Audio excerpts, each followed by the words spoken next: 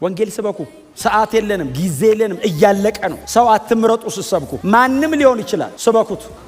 አንዳንድ ሰው ያሸማቀቃቸዋል ገና ኢየሱስ ስትሉት። ሰው በአመጽ እኮ አይሸማቀቅም።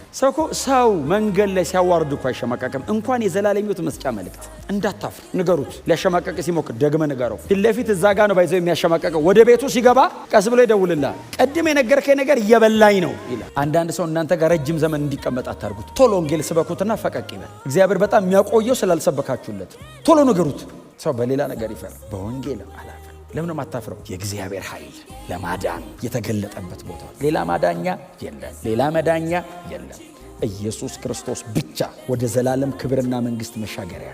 በወንጌል አላፍርም። ከጳውሎስ ጋርም በለው እስቲ፣ በወንጌል አላፍርም በሉ እስቲ። ድምጻችሁ ከፍ አድርጉና በወንጌል አላፍርም።